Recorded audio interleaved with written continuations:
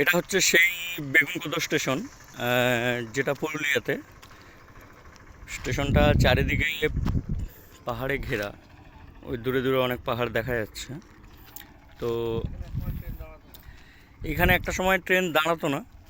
আমরা মানে এটা নিয়ে অনেক ইতিহাস আছে যে এখানে নাকি অনেক ভূতের উপদ্রব ছিল বা অনেক কিছু মানে দেখা নাকি যেত বেশ সন্ধ্যেবেলার দিকে। এখন বাজে সকাল 9:30। আমরা এই সময় এসেছি, বেগুনকোদর স্টেশনের পাশেই আমাদের প্রোগ্রাম ছিল ওই মাঠটাতে। তো আমরা এসেছি ঘুরতে। তো এবার ঘুরতে এসে আমরা স্থানীয় লোকদের কাছ থেকে যেটুকুনি শুনলাম যে এখন নাকি অনেক ট্রেন দাঁড়ায় এখানে। তো এখন সমস্ত কিছু নাকি আগের থেকে অনেকটাই স্বাভাবিক। এখন এই লোকজন দেখা যাচ্ছে, এই লোকজন যাচ্ছে, ওখানে অনেক ছেলেপুলে বসে রয়েছে। তো স্টেশনটা কিন্তু অনেকটা শুনশান আর নির্জন, এবং সেটা হওয়ার কারণ আছে, কারণ এখানটাতে মানে লোকজনের ঘর বাড়ি এতটা মতো নেই এখানে। তো সেই কারণে এটা ফাঁকা। তো এরকম ফাঁকা স্টেশন আরও অনেকই দেখা যায়। তো সেটা এরকম ব্যাপার কিছু না, কিন্তু স্টেশনটাকে যতটা দেখতে পাচ্ছি যে এই জিনিসগুলোকে রেনোভেট করা হয়েছে, এই জিনিসগুলোকে রেনোভেট করা হয়েছে। এইটা বোধহয় বেগুনকোদর মানে পুরনো এইটা স্ট্যান্ডটা নামে নেম স্ট্যান্ডটা বোধহয় এইটা। তো ওটা বোধহয় নতুন করেছে। তো এই হচ্ছে বেগুনকোদর, যেটা হচ্ছে পুরুলিয়ার বামুনিয়াতে।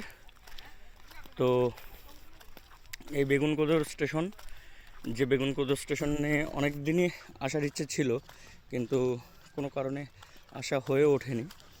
তো আজকে সেই সুযোগটা পাওয়া গেছে। তো সেই সুযোগটাকে হাতছাড়া কোনোভাবেই করতে যায় না। এই হচ্ছে বেগুনকোদর স্টেশনের চারিদিকের ভিউ।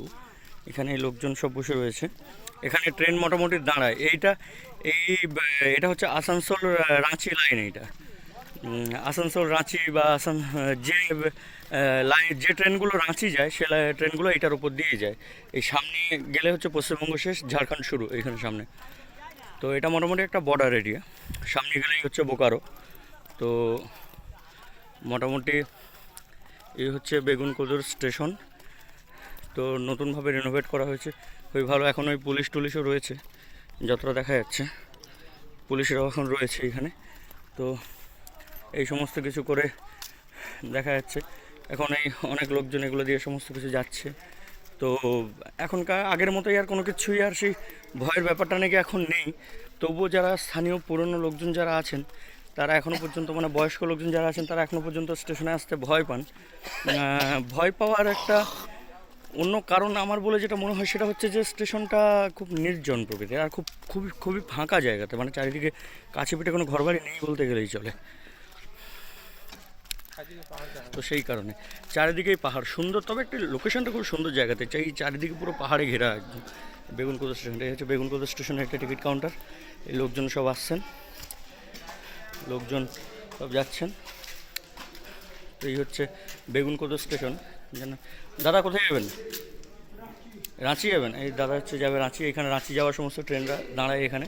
তো সুন্দর সুন্দর এখানটাতে ডিজাইন করা রয়েছে, বেশ সুন্দর ডিজাইন করা রয়েছে, বেশ সুন্দর সমস্ত কিছু।